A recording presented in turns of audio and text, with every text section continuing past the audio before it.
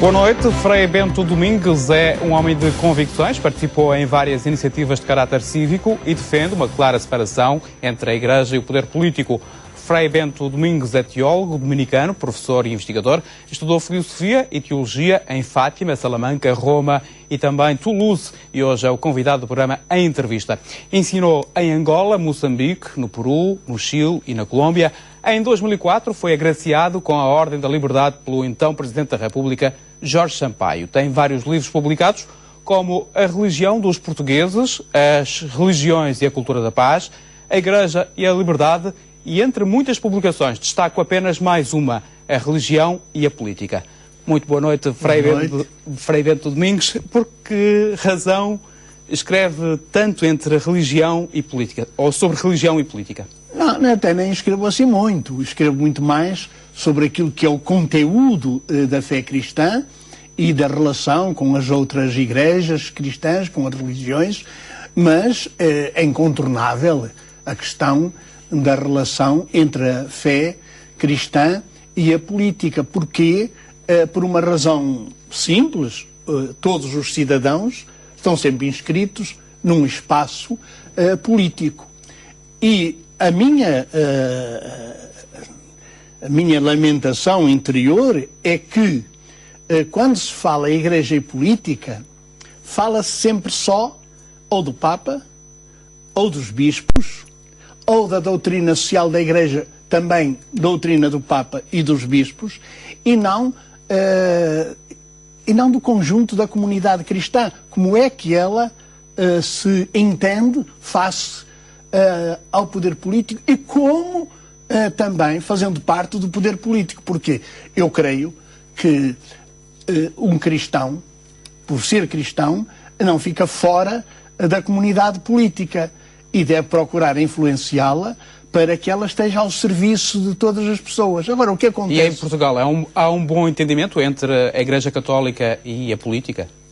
Não, a questão é que em Portugal há uma concordata. E a concordata é entre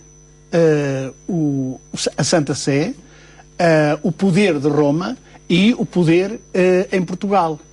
É evidente que depois negociam a forma do relacionamento com os bispos, com as paróquias, com as instituições cristãs. Mas, a meu ver, a questão de fundo é esta. Aquilo que é a missão, tanto dos bispos como do Papa, como daqueles que confessam a fé cristã, é fazer com que a política, quer dizer, o cuidado do bem comum, seja mesmo bem comum, seja o cuidado com as pessoas todas, seja que o poder não seja dominação, mas seja um serviço das pessoas, das comunidades. Ora, a tentação sempre é de servem-se das pessoas nas eleições, servem-se das pessoas de algumas, mas para dominar o conjunto da população na questão, em todas as questões. Veja, repare, mesmo agora, neste momento, a gente nem sequer sabe quem manda em Portugal. Se é a Troika, se é o poder eleito, eu não sei quem é que elegeu a Troika, dizem, sim, mas foi aqueles que foram eleitos é que fizeram o acordo. Mas isto é um acordo desgraçado, quer dizer, porquê? Porque dizem que estávamos mal, mas agora este aumento enorme do desemprego. Isto é uma coisa... Quem pensar o que é um casal, o que é duas pessoas que têm uma família e que não têm emprego, ou uma pessoa, mesmo sem mais família, que não tem emprego, é uma pessoa que está no lixo, é uma pessoa que está na margem, que não é cidadão. Ora, o que eu vejo no projeto atual é uma redução dos portugueses a pedintes. Quer dizer, porque tudo é feito a título de esmola, a reduzir direitos fundamentais, e então o que é? As pessoas ficam sem capacidade de intervir na orientação da política. Ora, assim como a Igreja de todos os cristãos, a política nacional é de todos os portugueses e deve-se desejar a colaboração de todos. A Igreja devia intervir mais, é isso? A Igreja, quer dizer, o conjunto dos cristãos, sem dúvida, e depois também aqueles que servem a comunidade cristã, os bispos, os padres, também ajudar a tomar consciência de que são cidadãos, que têm de tomar nas mãos o futuro do país. Isto não é nada que as pessoas dizem, então está contra a democracia representativa. Não, eu sou dominicano, é no interior da Igreja Católica a única democracia representativa desde o século XIII. Portanto, eu não sou nada contra a democracia representativa, mas ela deve fazer com que todos participem, uma democracia participativa e participada, e em que as pessoas, cada uma com os seus recursos, sejam chamados a tornar este país mais bonito. Mas ao mesmo tempo que defende a participação, defende também um certo distanciamento entre a Igreja Católica e o poder político. O distanciamento é entre as instâncias. Cuidado, um cristão não deixa de ser cidadão por ser cristão. É a distância entre a hierarquia da Igreja, quer dizer, o serviço da Igreja, e a hierarquia política. Para quê? Para que por exemplo, nem haja teocracia, em nome da religião fazer determinada política, nem em nome da política querer dominar o fenómeno religioso e o fenómeno cristão. Frei Bento Domingos, um padre pode estar na política? Claro que pode, é evidente que pode. Agora tem que o declarar. Tem que o declarar, não é à socapa. Houve sempre, desde o Estado Novo, padres no Parlamento. Isso não, a questão está só uma. É que eles não deixam de ser cidadãos e quando estão lá não estão a representar o conjunto dos cristãos. Estão-se a representar a eles quem nos elegeu. E um padre e um bispo podem ir a uma inauguração e presidir, por exemplo, ou abençoar a obra? Depende do que é que vão abençoar. Repare, quando eu sou chamado para uma obra social, uma coisa qualquer, eu tenho de pensar o que é que vou abençoar. Vou abençoar uma política que o que vai fazer é humilhar os cidadãos. Não posso estar lá. Tenho que recusar. E depois, para que é que uma política e um poder político precisa da bênção eclesiástica? Só dá para confusões. O melhor é aquilo do nosso Senhor Jesus Cristo. Dai a César o que é de César, dai a Deus o que é de Deus. E essas misturas, eu gosto de pão de mistura. Agora, essas misturas já não me agradam nada. Não. Ontem, na conferência que fez na paróquia de São Roque sobre o Concílio Vaticano II, teve na plateia o padre Martim Júnior, que está suspenso ad divinis. Como é que vê esta suspensão? Sei que ele é seu amigo, mas como é que vê esta suspensão? Olha, repare, há uma coisa que eu me lembro sempre. E, aliás, em 1959, fui com o Lapira rezar ao túmulo do Savonarola, em Florença. Foi queimado. E depois, quando estava para ser queimado pelo poder romano, esse frade dominicano, no decreto para ele ser queimado, dizia: eu te separo da igreja militante e triunfante. E ele virou-se para ele e ia ser queimado. E disse: pode-me separar agora desta igreja militante, mas da igreja triunfante você já não manda. Portanto, há uma coisa que é a organização da igreja, acho muito bem. Tem de haver uma organização na igreja, tem de haver responsáveis, por isso são os bispos. Só que devem fazer as coisas de maneira a que não atirem com as pessoas para a valeta, que não atirem com as pessoas para a margem. É sempre fácil culpar a pessoa que foi excluída de que ela está excluída pelas razões dela mesma. Não. Há uma virtude fantástica no Vaticano II, repare, o João XXIII, quando inaugurou o Vaticano II, diz ele: o tempo dos anátemas, o tempo das condenações acabou. Começou o tempo da misericórdia e do diálogo. Falta diálogo aqui, é isso? Eu acho que é, falta diálogo.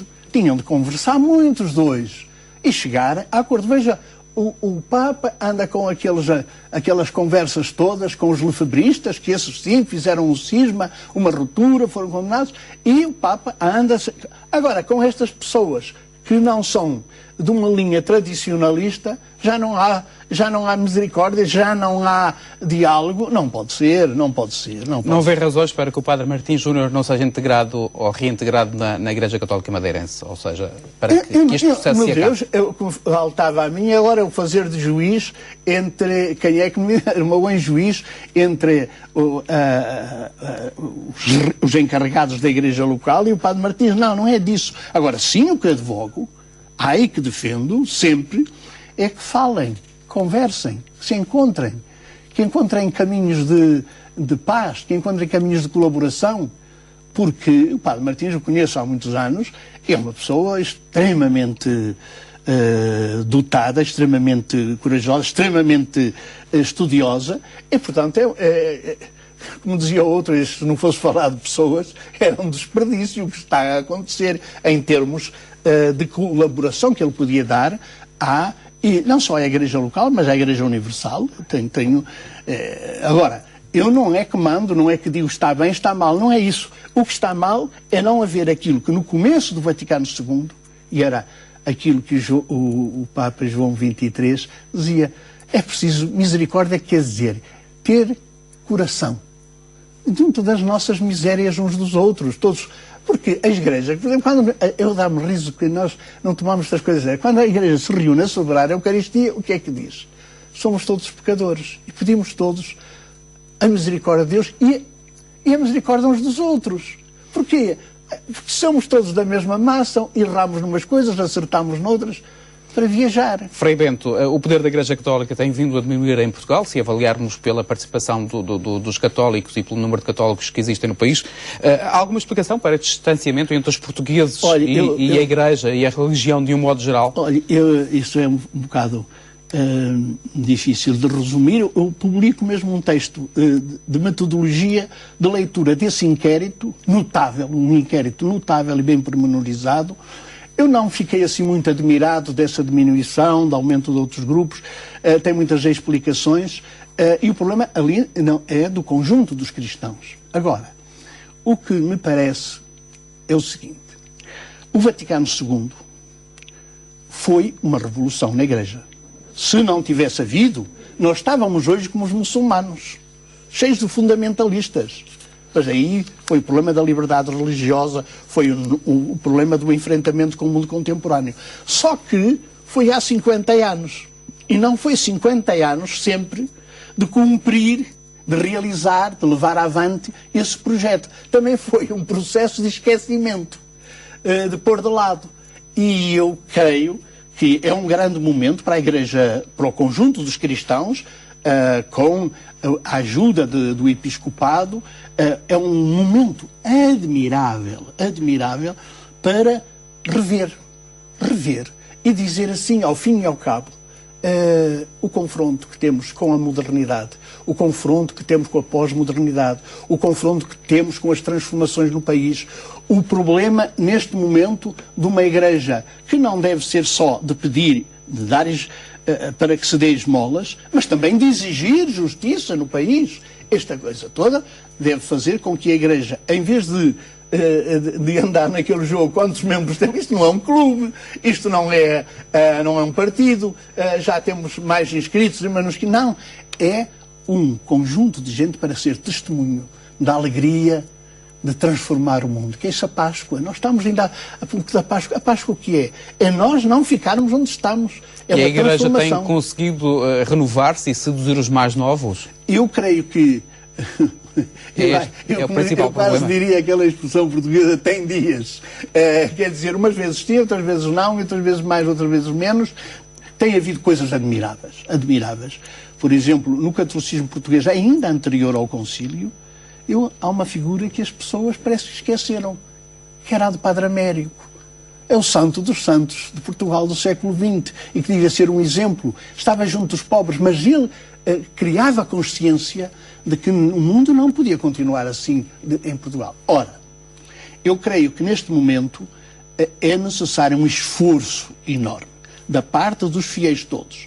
Porque, repare, há gestores, há pessoas metidas completamente nas estruturas do poder e da política e que se dizem cristãos. Eu não quero nada que eles vão rezar o texto para a política, não é isso. mas há uma primeira exigência da política, que é a justiça. E então que eles sejam arautos dessa justiça. Assim são cristãos. Assim são cristãos.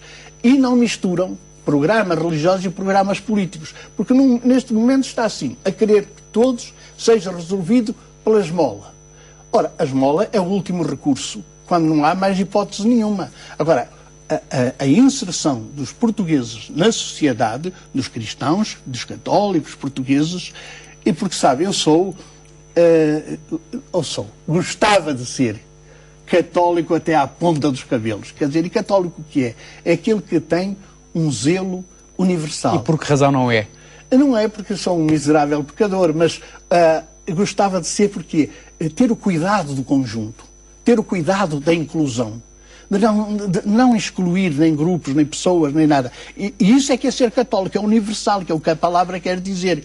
Ora, a Igreja não é mundial, mas ainda não é universal. Há muitos que não são católicos. Mas na nossa alma de católicos deve estar aquele cuidado do conjunto, de todos, dos mais postos à margem. Veja que o trabalho de todo Jesus foi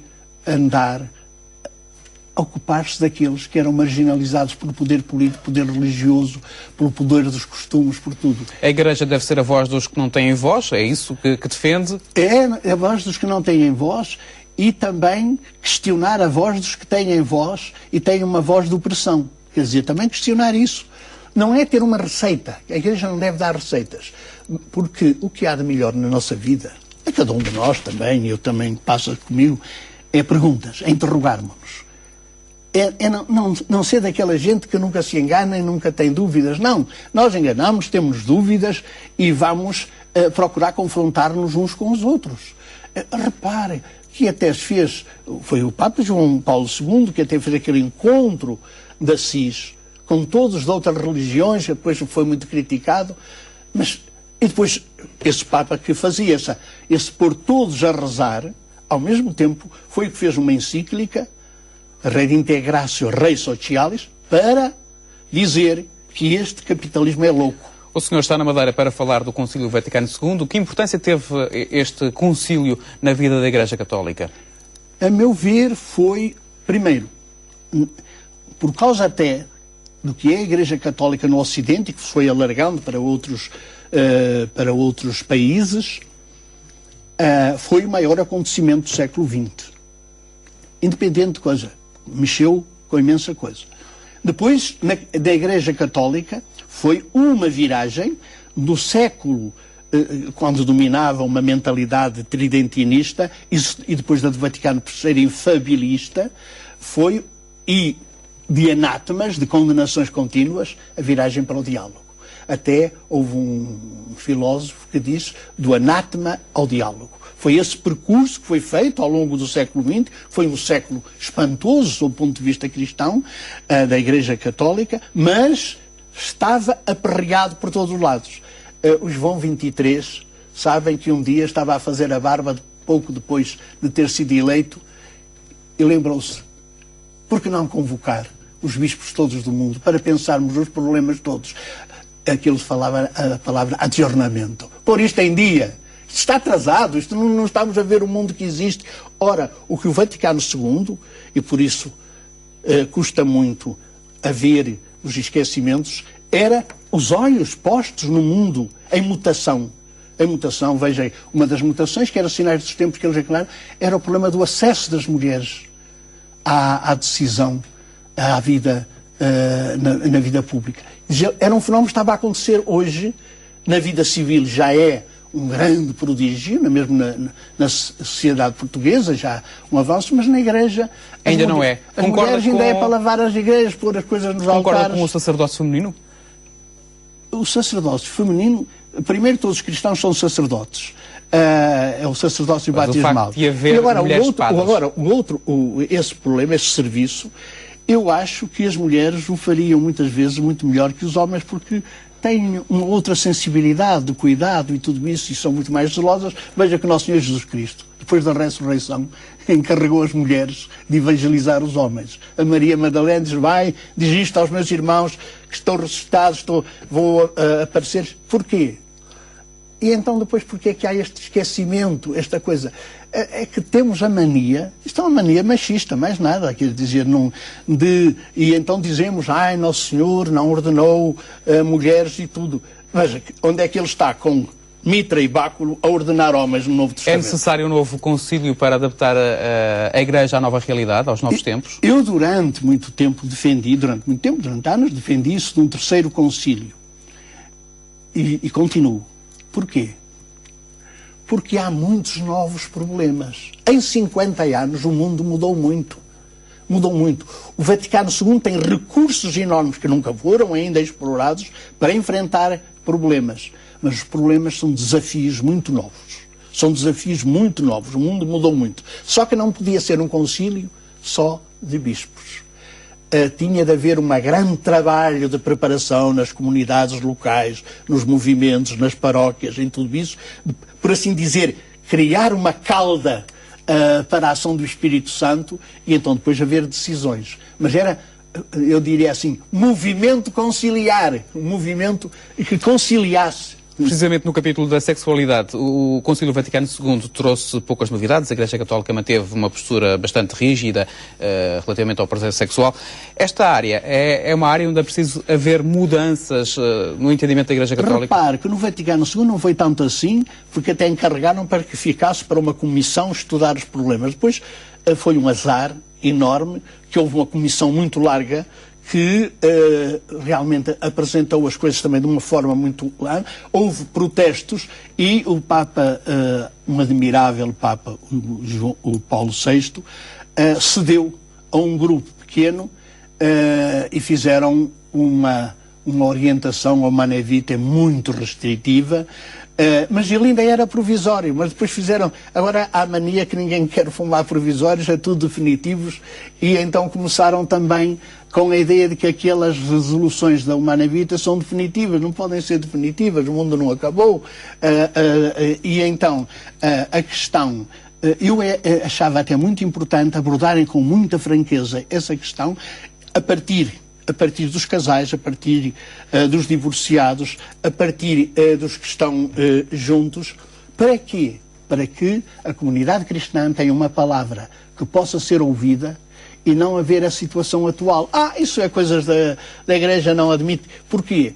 Porque eu também não sou nada, sou absolutamente contra este vale tudo, este casa, descasa, recasa sem nada, depois uma espécie de vandalismo sexual. Não pode ser. Tem de haver, criar uma mentalidade, uma ética sexual da responsabilidade. E em relação ao uso do preservativo, a Igreja já devia ter tomado outra atitude, nomeadamente para evitar a propagação da SIDA, por exemplo? As autoridades eclesiásticas, mas acho que até já muitos bispos, até em Portugal, se pronunciaram que, em caso de necessidade, é melhor usar o preservativo do que andar a infeccionar pessoas. Não é? Relativamente à fecundação e à gravidez in vitro, é preciso também alterar aqui, ter algum entendimento, sim, no sentido repare, isso agora está... ir ao encontro da felicidade das pessoas. Isto há, neste momento, em debate, tanto na Comissão de Ética Nacional, como nos diferentes comitês de ética, toda uma questão a discutir aí, porque estamos diante de duas coisas. A manipulação genética. Estamos diante daquilo que já as pessoas se interrogarem, afinal, que é o ser humano. Há tanta... Quando eu falava do Vaticano III, estava a pensar, porque o que neste momento é grave é responder à pergunta, afinal, o que é o ser humano? Eu é evidente que sou muito alentejano, eu sou do extremo do Minho, mas compreendo muito a filosofia alentejana. Vai sendo. Também estas questões devem ir sendo abordadas, discutidas, conversadas e em que haja escuta mútua. Escuta mútua. As pessoas olharem. Porque o que neste momento está em causa é a resposta a isto. Afinal, o que é o ser humano? Porque se pode manipular, fazer o que quiser daquilo... Tem algumas dúvidas? Não tem dúvidas, tem interrogações. E acho que deviam estar todos em interrogação e procurar caminhos procurar e dizer o que é que já se pode dizer, o que é que já se pode fazer, o que é impossível fazer, o que não se deve, e não viver nesta mentalidade do pós-humano. Não somos pós-humanos, ainda não nos despedimos da humanidade. Uma outra questão, os padres deviam casar ou podiam casar se quisessem? Olha, eu sou, por uma razão, de uma forma, que os casados pudessem ser ordenados, que dessem provas de que têm um sentido da responsabilidade da sua comunidade familiar e da comunidade depois de uma paróquia, da igreja, achava lindamente. Que as mulheres também possam ser ordenadas, chamadas à ordenação, se elas manifestarem também esse poder, não vejo por que não. Por uma razão simples, é que Nosso Senhor Jesus Cristo ide evangelizai o mundo. Estamos todos no coração de Deus para ajudar outras pessoas a descobrir a beleza, o impulso, a força de energia que é o Espírito de Cristo. E isto precisamos de toda a gente. E essa evangelização, na sua opinião, também passa pelos órgãos de comunicação social? A Igreja devia ter mais órgãos de comunicação social? Eu creio que a Igreja, primeiro, devia aproveitar bem e fazer bem o seu serviço naquilo que são propriedades da Igreja. E depois, nos outros órgãos de comunicação, não ter medo de participar nos debates públicos. Uma democracia é para todos. Uma democracia é controvérsia. Ao ser controvérsia, também, se forem padres, se forem bispos, se forem outros católicos, entram numa controvérsia. Mas devem-no dizer, não venham aqui declararem um dogma de fé. Olha, venham dizer o meu ponto de vista, a minha opinião. E a Igreja foge ao debate, é isso? Eu acho que foge muito ao debate. Porquê? Porque tem-se medo de ter dúvidas e tem-se medo de que outros fiquem com dúvidas. Ora, a dúvida é constitutiva da condição humana. Não a dúvida pela dúvida, mas como caminho de descobrir uma verdade mais ampla. Sendo os órgãos de comunicação social também um excelente meio para promover a Igreja Católica e a doutrina cristã, como é que vê o relacionamento ou esta parceria que existe entre o Governo Regional e o Jornal da Madeira? Olha, eu devo ser muito sincero. Eu nunca li esse jornal, não posso dizer nada. Acho que disseram que ele até era da Igreja, depois deixou de ser da Igreja, não sei. Mas isso é uma conversa que me ultrapassa completamente. Agora, se era da Igreja e ficou a ser dominado depois pelo poder político, acho triste. Agora, eu, repara, com os meios de comunicação social, trabalhei sempre num jornal laico, que é o Público. Trabalhei lá, já vai para 20 anos, tenho uma crónica todos os domingos, nunca fui pressionado por nada nem por ninguém. E aí devo dizer, nem por poder político, nem por poder da Igreja, nem por ninguém. Tenho feito por minha conta e risco, tenho encontrado a maior compreensão também dentro dos dominicanos, da ordem religiosa a que pertenço. Eu não posso... Mas não vê qualquer mal desta parceria entre o Governo Regional e o Diocese do Funchal? Eu não sei, é porque eu não conheço a parceria. Não conheço. Por isso não quero falar. É negligência minha, quer dizer, porque já vinha à Madeira umas poucas vezes, ou sempre uns zunzuns, até podia fazer um estudo sobre isso. Nunca fiz. Portanto, também seria desonesto da minha parte eu fazer isso. Mas eu creio que os madeirenses e os cristãos madeirenses serão capazes têm toda a possibilidade de equacionar essa questão. O senhor é um estudioso, já escreveu vários livros. Tem algum livro agora na forja? Olha, uma série deles, só que, ao seguinte, eu tinha um editor, morreu, e depois já várias editoras quiseram editar as minhas coisas, só que eu não tenho tido realmente tempo para isso, porque repare, fazer com seriedade, todas as semanas, algo que é o comentário e o aprofundamento do fenómeno religioso e seguir as coisas e não viver dependente do que este disse, do que aquele disse, não, viver nesse contexto, mas procurando ajudar. Dizem, não sei, que os meus leitores são sobretudo a gente da margem, aqueles que andam à busca de uma coisa. Sei que tem imensos testemunhos de que me leem, uns concordam, outros não concordam, não interessa. Isso a mim nunca me importou nada, por uma razão simples. Por isso é que eu nunca respondo. Eu não respondo porquê? Porque senão ia começar um ping-pong sem graça nenhuma. Eu digo o que penso, da maneira que penso, o jornal é aberto e certamente as pessoas que quiserem podem responder de outra maneira. Mas aquilo que eu assumi, porque andava sempre a discutir a presença da Igreja nos meios de comunicação social, e depois aparece uma oportunidade que me deram, foi oferecida essa oportunidade, por um ano, já lá vão quase 20, porquê? Eu digo, confesso.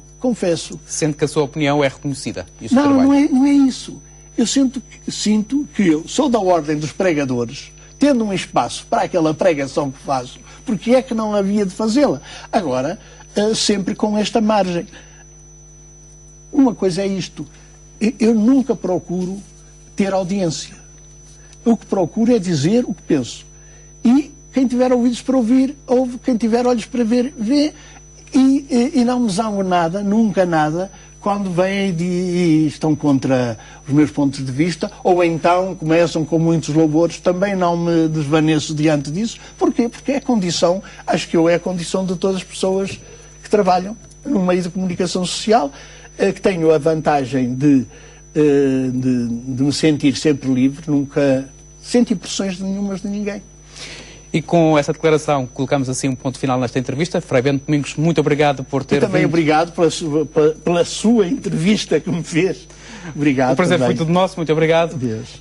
Colocamos desta forma um ponto final neste programa de entrevista. Assim especial também, desejo uma boa noite.